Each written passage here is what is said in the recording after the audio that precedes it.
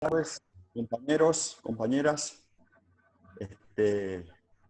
Acá estamos empezando a trabajar las preguntas que nos enviaron.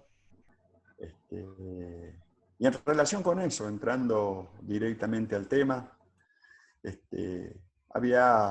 las preguntas empezaban planteando hacer un repaso por los actores geopolíticos de hoy, que en realidad hay un cambio importante en el esfuerzo que tenemos que hacer con los actores geopolíticos, porque la mayoría de los actores que hoy son los actores del poder en las relaciones internacionales, incluso el concepto de relaciones internacionales también hay que trabajarlo en profundidad,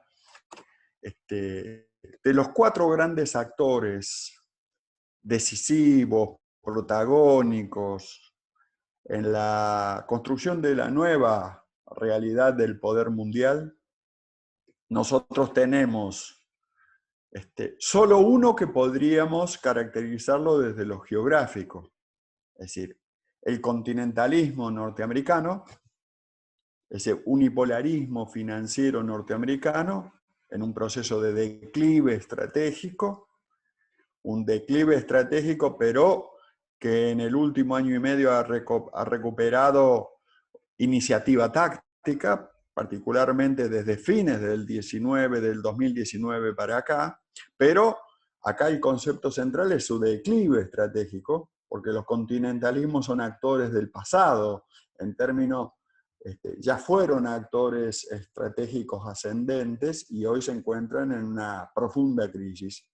El continentalismo unipolar financiero norteamericano, uno lo observa a partir del gobierno norteamericano y específicamente en la familia Bush y en la derecha financiera del Partido Republicano. Su hombre en el gobierno norteamericano es Pence, el vicepresidente Pence, pero también lo tenemos en la Secretaría del Tesoro, con Mnuchin, que es el hombre del Goldman Sachs.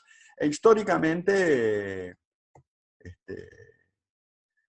tienen un peso muy importante en el complejo industrial norteamericano, industrial militar norteamericano, y particularmente en los que fueron todos los desarrollos de la inteligencia satelital desde 1940, 50 en adelante, pero que hoy entraron en una fase de declive estratégico, y esto Perón lo definiría como es que en la era del universalismo, todos los actores continentalistas, por más que sean poderosos, dinámicos y tengan una capacidad ofensiva importante, lo es en lo táctico, no es en lo estratégico. Ya no son actores que se encuentran en una fase de ascenso y de realizar poder, sino se encuentra en una etapa de declive.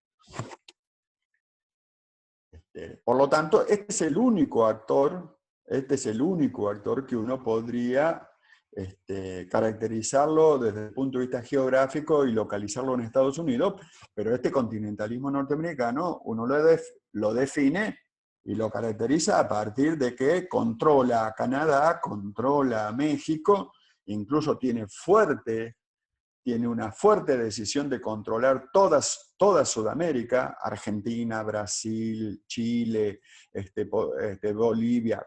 Pero no es cierto que en este momento ni el gobierno de Chile ni el gobierno de Argentina estén alineados y subordinados al continentalismo norteamericano. Sí tiene un fuerte peso en el gobierno colombiano, sí hoy lo expresa Bolsonaro, pero ni en Argentina, ni en los nuevos actores que empiezan a poner en crisis el gobierno de Bolsonaro, desde el vicepresidente Murao y otros grandes actores de la Federación Industrial de San Pablo, incluso México, es decir, los 3 grandes actores de Sudamérica, para decirlo de una manera, hoy no están en un alineamiento subordinado dentro de la esfera de influencia del continentalismo norteamericano. Lo cual no quiere decir que no estén presentes ni en Argentina, ni en Brasil, ni en Colombia, ni en México. Pero esto es un modo de caracterizar ese actor y dar cuenta de ese actor.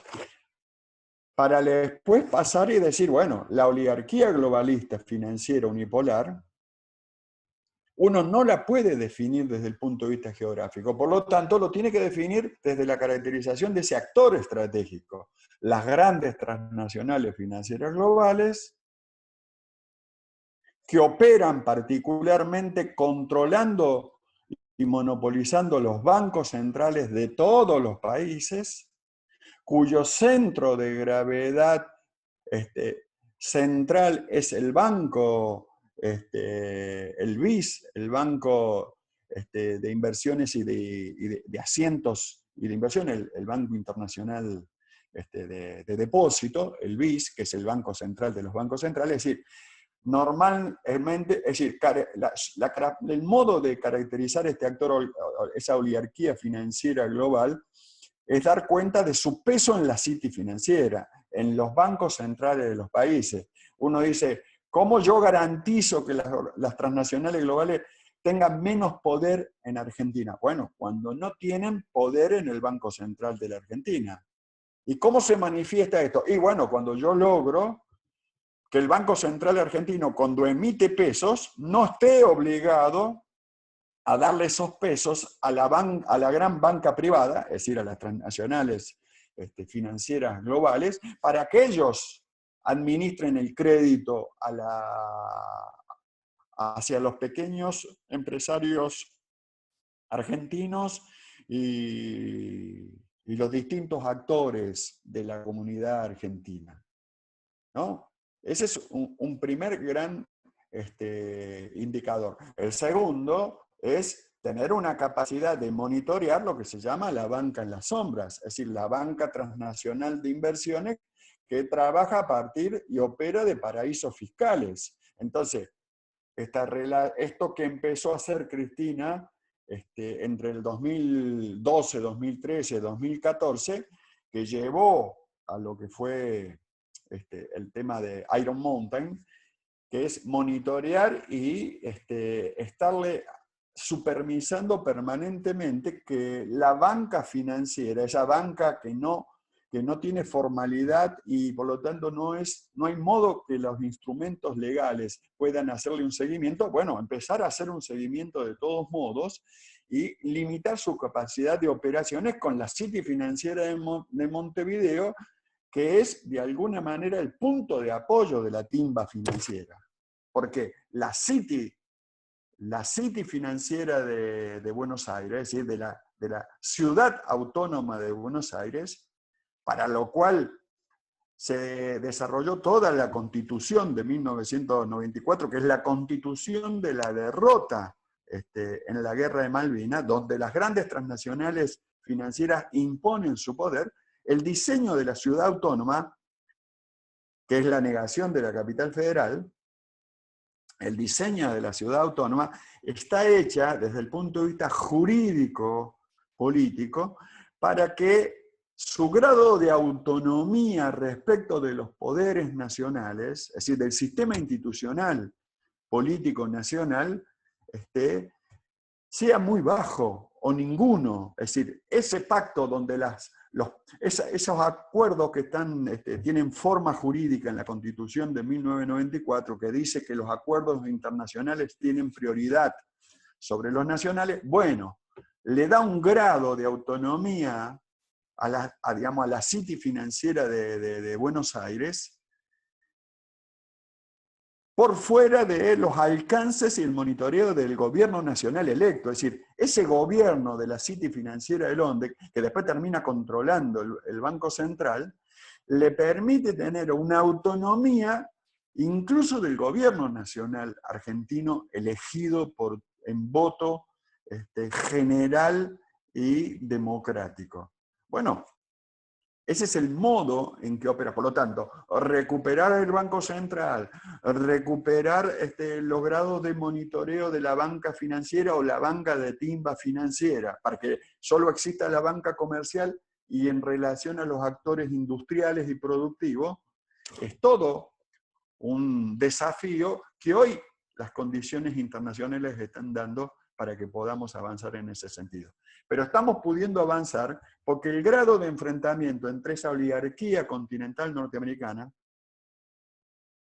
en una alianza entre ese continentalismo financiero norteamericano de los Bush y esa oligarquía nacional financiera que expresa Trump, han hecho un acuerdo, han establecido una alianza que les permitió recuperar el gobierno de manos de la oligarquía global con asiento en New York, que gobernaba a partir de los Clinton y de los Obama.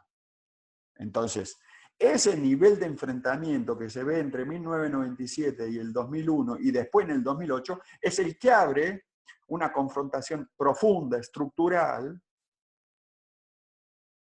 a partir de la cual, claro que se abre el juego para todos los proyectos estratégicos a nivel internacional, no solamente el de las oligarquías financieras, sino también el de las naciones y los pueblos. Y esto se manifestó a partir del 2014-2017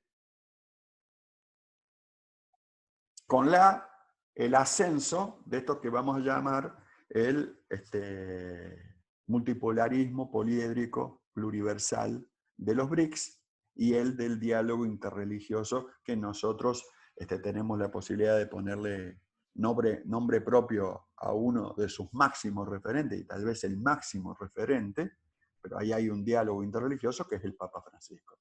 Es decir, este multipolarismo poliédrico, es decir, uno no es acertado digamos, empastarlo, sino que ahí hay dos grandes actores que se interrelacionan, pero son dos. Tenés el multipolarismo poliédrico de base de sustentación económico, político y estratégico, que nosotros lo identificamos con los BRICS, es decir, esa estructura a partir de China, India, Sudamérica, Brasil, África, Sudáfrica, ¿no es cierto? Y tenemos los 5 continentes, es decir, entonces, pero la característica y la particularidad es esa nueva ruta de la seda, el nuevo sistema internacional financiero que plantea, es decir, pero lo plantea desde el multipolarismo, es decir, no lo plantea desde los mercados financieros, sino que lo plantea desde la relación entre gobierno, Estado, PIM, es decir, producción y trabajo. Porque esa es la característica de este multipolarismo pluriversal, poliédrico que identificamos con los BRICS. Tiene su estructura de poder centrada en la relación entre gobierno, Estado, producción y trabajo. Que cuando uno lo pone en relación a los unipolarismos financieros, su modo es gobiernos, mercados y banca financiera. Es decir, es el modo. Pero no solamente tenemos este multipolarismo poliédrico pluriversal, que uno lo caracteriza desde lo económico, político, estratégico, sino que tenemos el otro multipolarismo poliédrico, que también es pluriversal, que se identifica con este diálogo humanista interreligioso, así entre todas las religiones de raíz humanista y cosmogónica, porque también el Papa Francisco planteó el ingreso de las religiones cosmogónicas, es decir, las religiones de los pueblos originarios, en lo que va a ser el desarrollo de lo que es su planteo de la ecología integral, ¿no es cierto? En Laudato Si, pero en los escritos que después hay un conjunto de otros autores, pero también hay otra particularidad que es ese diálogo ecuménico. Es decir, es un diálogo al interior del cristianismo. Es decir, ese cristianismo de raíz humanista enfrentado a ese pseudo-humanismo de raíz financiera, porque hay mucho que aparece como bajo el formato de religión y de digamos, pero que no, es decir, que en última instancia son los modos en que se oculta la timba financiera detrás digamos, digamos, escondido detrás de una falsa formulación de esquema religioso. Por ejemplo, una parte del judaísmo es de raíz financiera. Hay otra parte, que es la que siempre habla Francisco, que tiene raíz humanista.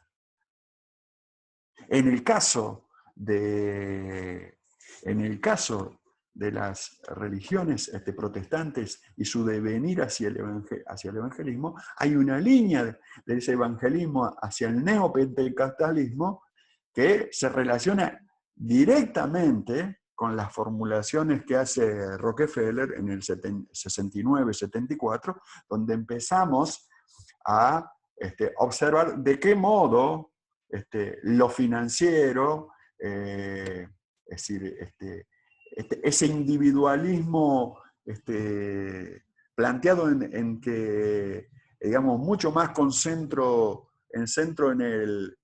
en donde el encuentro con Dios es el encuentro con el enriquecimiento material, que empieza a incluso a construir una gran cantidad de adeptos en las bases populares. Esto es claro en toda Sudamérica. Y ahí se combina no solamente los grandes actores de la timba financiera, sino los grandes actores de las plataformas mediáticas, y a partir de esas plataformas mediáticas, lo que se llama la relación como show. Es decir, como show, es decir, es decir, donde el modo que toma la relación entre los pastores y el pueblo es ese show mediático, bueno, que si uno no lo trabaja a fondo, no termina de relacionar todo ese show con los bancos, con ese espíritu que está mucho más relacionado con el enriquecimiento material que con el enriquecimiento espiritual y el fortalecimiento del alma, ¿no es cierto? Entonces, ahí creo que me parece que hemos avanzado en lo que es esta primera parte, que tal vez es la que nos lleve más tiempo, que fue caracterizar estos 4 grandes actores. Claro, después tenés ese continentalismo europeo con centro en Alemania, el continentalismo británico,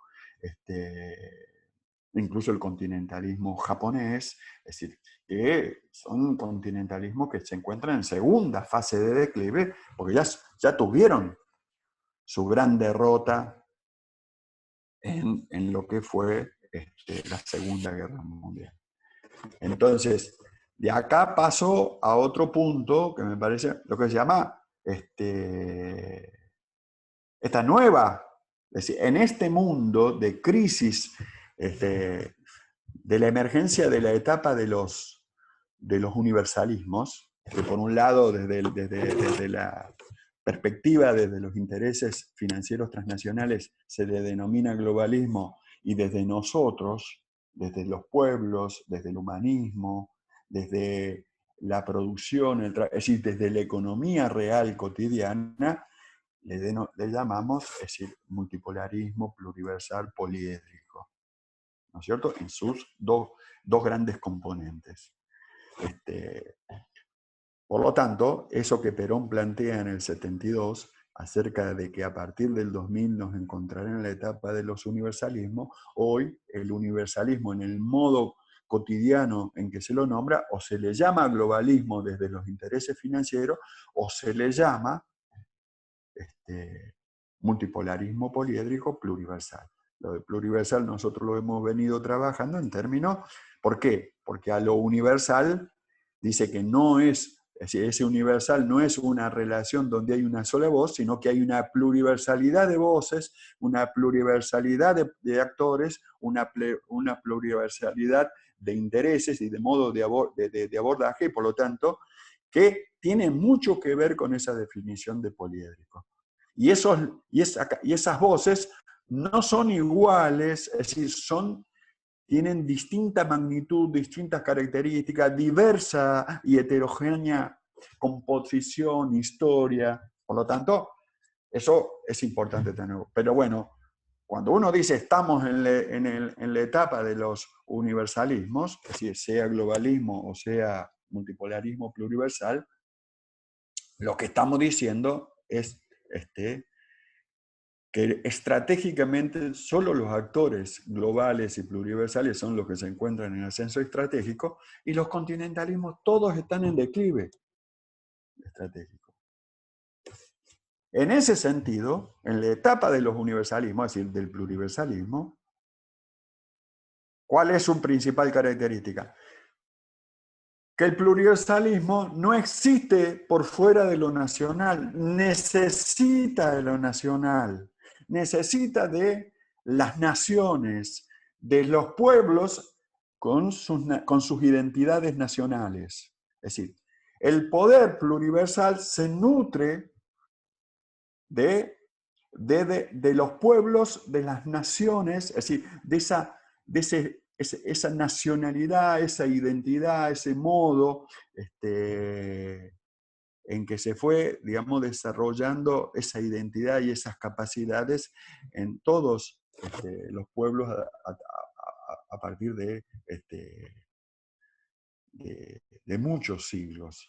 Entonces, acá hay una definición fuerte. Para que el pluriversalismo multipolar poliédrico exista como sujeto, lo pluriversal se llena y se nutre de lo nacional. Es lo nacional en lo pluriversal. Y esa pluriversalidad es es decir, la multiplicidad de especificidades nacionales. Y después viene la pregunta, entonces, más finita. Y bueno, ¿cuál es la instancia institucional? Bueno, las Naciones Unidas pueden seguir siendo una institucionalidad. Claro, tal vez no debería estar radicada en Washington. Tal vez debería tener otro lugar geográfico donde radicarse. Ahora, la institucionalidad de Naciones Unidas, la Organización de Naciones Unidas, es una organización que es y sigue siendo apta en tanto que podamos desarticular el Consejo de Seguridad. Es decir, porque las Naciones Unidas nacen desde del bipolarismo, es decir, del doble poder entre soviético y norteamericano, y por lo tanto, la Asamblea General de las 197 naciones nunca tuvo peso real, porque tampoco podía tenerlo porque en realidad estaba subordinada a los continentalismos y al tricontinentalismo. Pero hoy, que ya viene manifestándose en los últimos 4 o 5 años, que el Consejo de Seguridad también ha sido puesto en crisis, bueno, ¿cuál es la salida real para recuperar y darle sustento de fondo? Bueno, a partir de la Asamblea General, donde las naciones son los actores y las representantes nacionales son sus actores. Y de la Asamblea General hay un conjunto de comisiones como la de Derechos Humanos, como la de Economía, incluso para hacerse cargo del tema de los buitres financieros. Bueno, están las comisiones específicas, pero el espacio natural de la pluriversalidad, del universalismo, es decir, de lo nacional en lo pluriversal, de lo nacional en lo universal, es la Asamblea General. Por lo tanto, es decir, pero es una Asamblea General no subordinada al Consejo de Seguridad, es una Asamblea General que subordina a todos a cualquier consejo, pero además subordina, digamos, y se nutre de todas las comisiones de trabajo, como son cualquier parlamento en cualquier país. Entonces, hay una institucionalidad. Y los compañeros y compañeras preguntan, ¿y esto cómo se lleva con el tema del ABC? Es decir, y todas las construcciones que ya se llevaron adelante desde los regionalismos, es decir, desde la gran nación latinoamericana, desde el planteo de 1890, 1920, o el ABC de 1930, 1960. Bueno, esos regionalismos, que en un momento determinado Perón le llamaba, nosotros también tenemos que desarrollar nuestro propio continentalismo desde acá, desde el sur, desde nosotros, desde nuestro proyecto, digamos, de producción, industria y trabajo. Bueno, hoy se le llama regionalismo, y se le puede llamar regionalismo para no mencionar el concepto de continentalismo, pero ese regionalismo que podríamos decir que fue el ABC, que el ABC incluso fue superado con la UNASUR, e incluso el concepto de UNASUR es superado por el de CELAC, que lo contiene, es decir, porque incluye a México. Bueno, ahí tenemos que ese regionalismo en nada se contrapone con ese pluriversalismo multipolar poliédrico y su modo de funcionar institucionalmente en esta nueva organización de Naciones Unidas. E incluso tampoco se choca con la Unión Africana desarrollada en toda la historia de la Unión Africana. Incluso no choca con lo que fue la Organización de Países No Alineados, donde se desarrolló esa relación fuerte y fluida entre el África y el Asia.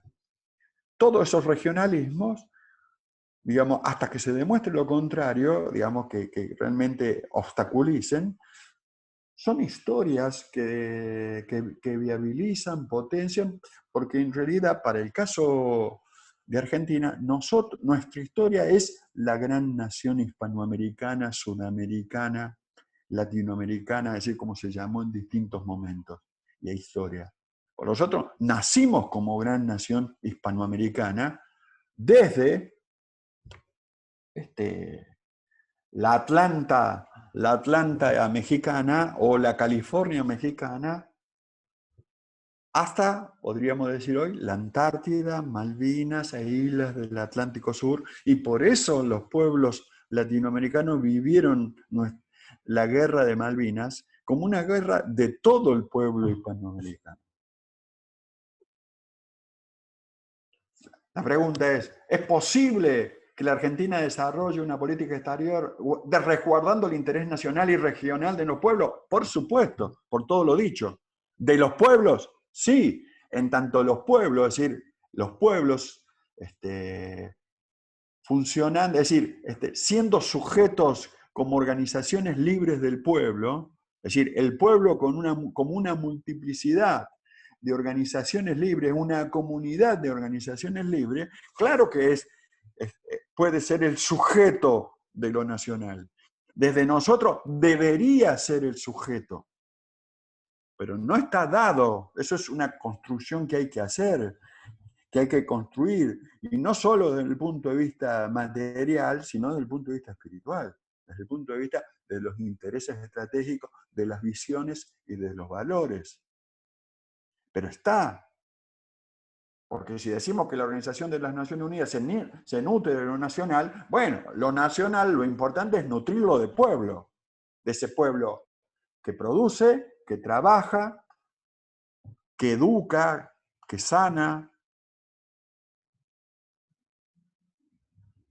Es algo que para los argentinos y para los sudamericanos, digamos, esta discusión tiene muchos años y tiene mucha más profundidad a la que yo puedo darle en este momento. Después la pregunta es, ¿esto va a tener un componente mediático? Claro que va a haber una plataforma de comunicación que tiene que facilitar los procesos de información y comunicación de lo que es esa dinámica de lo nacional en lo pluriversal, de lo nacional en lo poliédrico, de lo nacional incluso en lo regional. Pero acá hay que hacer claro otra cosa. esa estructura, esas plataformas mediáticas, esas plataformas de comunicación virtual, no pueden ocupar el lugar de la militancia en tanto, digamos, estructura de organización, digamos, entre estructura de organización de la comunidad organizada. Es decir, la comunicación virtual facilita el diálogo entre los actores y potencia el diálogo entre los actores y lo acelera ese diálogo entre actores en términos informativos, pero los pueblos deben funcionar en el espacio de lo real, organizados como comunidad real organizada, una comunidad organizada real, en el espacio de lo real, no en lo virtual. Así como el Parlamento es un instrumento importante, y es importante en tanto la comunidad organizada sigue presencialmente en la plaza, que lo delegado en su representante luego no se desvirtúen los trabajos de comisiones. Bueno, en términos de comunicación mediática virtual es lo mismo, es decir, todas las plataformas de comunicación son auxiliares de la comunidad organizada, no sustitutos de la comunidad organizada. La comunidad organizada nunca puede ser una comunidad organizada desde las plataformas mediáticas. Las plataformas de comunicación mediática, para que exista el pueblo organizado como comunidad, no pueden sustituir al pueblo organizado como comunidad y movilizado en todos los planos. Es decir, esas plataformas virtuales solo pueden tener el lugar de acelerador, agilizador de la comunicación, de las decisiones que los pueblos han tomado en reuniones concretas, presenciales, reales. No sé si se entiende, pero lo podemos desarrollar en otro momento. Entonces, fíjese cómo esto ya va dando cuenta que hay salida política sin los actores transnacionales no estatales. Claro, porque en la medida que nosotros tenemos este pueblo como actor estratégico, es decir, como comunidad organizada nacional en lo pluriversal, los actores transnacionales se vuelven débiles, en tanto nosotros tenemos la capacidad de debilitarlos a partir de que ellos no puedan imponerlos las condiciones de lo transnacional. Porque, ¿qué quiere decir transnacional? Es la negación de lo nacional como actor estratégico. No quiere decir que va más allá, lo niega como actor. Todo actor transnacional niega a los actores nacionales como sujetos de la historia. Por lo tanto, nosotros lo que necesitamos es esa instancia institucional pluriversal internacional, que es un diálogo entre naciones, un diálogo entre naciones nutrida por los pueblos, no nutrida por las grandes transnacionales financieras, no nutrida por la oligarquía, nutrida por los pueblos. Por lo tanto, acá también hay que ser preciso y contundente.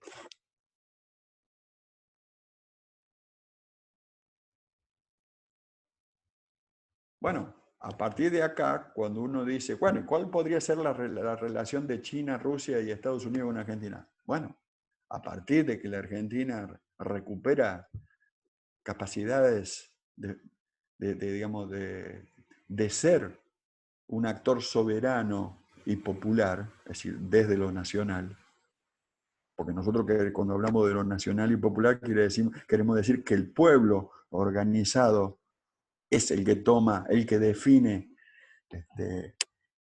la orientación, digamos, de lo nacional en lo internacional o ahora en lo universal. Bueno, desde ahí es que el diálogo con China, Rusia, la India, Estados Unidos, para hablar de 4 gigantes, como se nombra, se puede establecer en una realidad, digamos, de pares. Pero esa relación de iguales, de pares,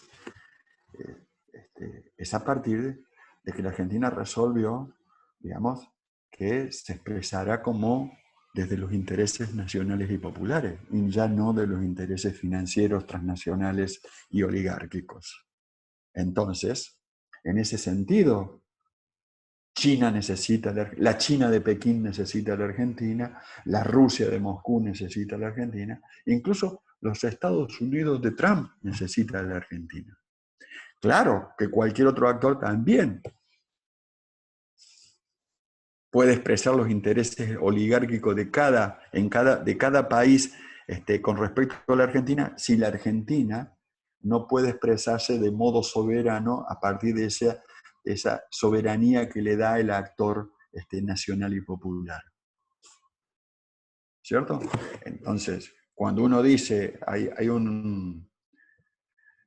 cuando uno dice, bueno, y avanzamos, esta Argentina impulsada por la agenda globalista de la usura, Soros, Bill Gates, ¿por qué puso en marcha toda esta crisis y esta pandemia? Bueno, porque esta pandemia es parte de la crisis de poderes, es decir, los poderes que mandaban ya no mandan, y los poderes que emergen todavía no pueden imponerse. Eso es la crisis. Quiere decir que están abiertas todas las oportunidades, no solamente las nuestras, no solamente las de ellos, las de todos. Entonces, lo importante de seguir a Soros, Bill Gates, bueno, porque, por ejemplo, cuando nosotros discutimos deuda externa, estamos discutiendo dinero, Banco Central, soberanía monetaria, estamos discutiendo la Constitución del 94, estamos discutiendo, de nuevo estamos abriendo, es decir, las condiciones resultantes de la guerra de Malvinas, del golpe del 76, para no quedar hablando de dictadura, democracia y de civiles y militares, que esa es una falsa antinomia que nos impusieron. Nosotros, cuando empezamos a discutir ahora por qué se abre la discusión, porque hay una crisis estructural del poder financiero a nivel mundial, de las oligarquías, y emerge, cuando se abre la oportunidad, se abre para todos. Por lo tanto, cuando discutimos deuda externa, cuando discutimos Banco Central, cuando discutimos soberanía monetaria, cuando discutimos reindustrialización, cuando discutimos financiación de la economía real y discutimos nacionalización de comercio exterior y discutimos la administración, digamos, de los recursos mineros y de todos los recursos, incluso el manejo de la política fluvial y marítima, o la industria para la navegación fluvial y marítima, estamos discutiendo soberanía. Y discutimos soberanía porque los grandes actores del poder que nos impusieron sus condiciones y nos dominaban desde 1976, 82, pero específicamente a partir del 91, 94, y que nos impusieron su constitución, bueno, están en crisis, por lo tanto, por eso nosotros empezamos a ver que podemos discutir eso, pero no solamente lo podemos discutir, sino que lo podemos trabajar y lo podemos hacer realidad. ¿No es cierto? Y este es el modo en que a mí me parece que esta crisis a nosotros nos permite dialogar con lo que fue el último gobierno de Perón del 73 al 74 y el gobierno de Isabel Perón y toda su política de nacionalización, de avanzar en el proceso de nacionalización. Recordemos, compañeros, que hasta 1975 la República Argentina tenía un grado de autonomía de aproximadamente el 82%, medido desde que de la totalidad de piezas y partes, bienes y servicios que en la Argentina se producían y ensamblaban y desarrollaban, el 82% se hacía en Argentina por toda la estructura industrial, científico, tecnológico, estratégica en Argentina.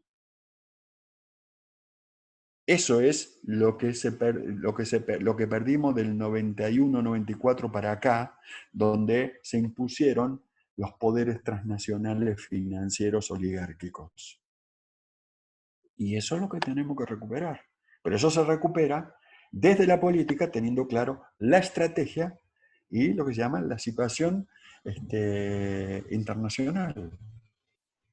Entonces, de este modo, nos relacionamos con hoy y con esta crisis que toma forma de pandemia, pero la pandemia nos hace hablar mucho de las cuestiones de sanitarismo, pero a veces nos hace hablar muy poco de los otros temas que son también sumamente importantes, ¿no?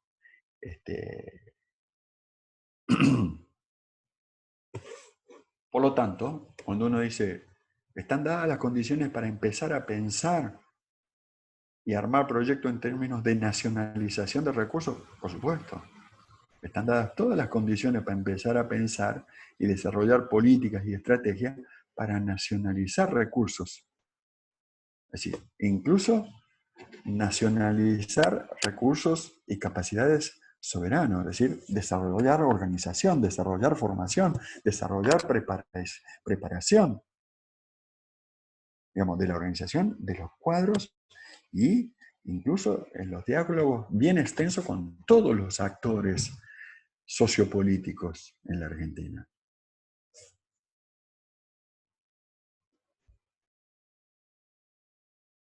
Se pregunta acerca de cuánta va a ser la fortaleza y la resistencia de las estructuras neoliberales financieras oligárquicas. Bueno, van a ser mucho menos fuertes y resistentes de lo que eran en 1991-2008. Y uno dice, ¿por qué van a ser menos fuertes, es decir, más débiles? Y porque la crisis les golpea en el centro de gravedad, en el corazón mismo del poder financiero oligárquico. Porque eso quiere decir crisis financiera oligárquica. Por lo tanto, están divididos porque están enfrentados, y porque están enfrentados, están debilitados. La debilidad del poder financiero oligárquico transnacional, inmediatamente a nosotros nos da una primera gran fortaleza. Ellos ya no son tan grandes como eran porque están divididos. Luego, si nosotros avanzamos en los desarrollos de organización y de consolidación, no solamente en lo nacional, sino en lo suramericano, en lo hispanoamericano e incluso en lo pluriversal, que ya es lo que dice el Papa Francisco, ¿no es cierto? Pero también lo que dicen nuestros gobiernos, los nuestros, bueno, porque no se crean que estamos hoy peleando directamente con las oligarquías financieras globales. Están fracturadas. Por eso estamos peleándolas como si nosotros hoy tuviéramos mucha más fortaleza. Es cierto que tenemos mucha más fortaleza. Primero porque ellos se dividieron y se enfrentan entre ellos. El gran secreto es no funcionar como base de maniobra dentro de la pelea, la interna de las oligarquías financieras, sino empezar a construir el propio desarrollo de organización y el desarrollo de una mirada y una descripción que nos permita de alguna manera avanzar entendiendo este tiempo y nuestras oportunidades históricas. Bueno, compañeros, compañeras, esperemos, digamos, haber podido avanzar con todo esto que dispararon las preguntas. Como ustedes saben, la complejidad que tiene todo esto. Y a modo de síntesis, les digo, compañeros, es cierto que tenemos que ir avanzando y profundizando este diagnóstico para tener cada vez más claridad. Pero por otro lado, creo que nosotros, este tiempo nos tiene que como bañar en un baño de de humildad y de compañerismo y de organización,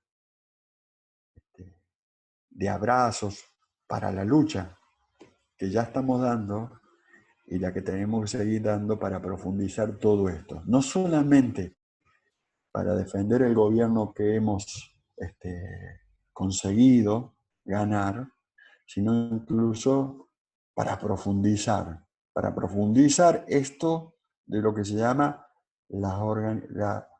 es decir, las organizaciones libres del pueblo en lo nacional y soñar con su concreción en el plano universal como, como lo plantea Perón en el 72.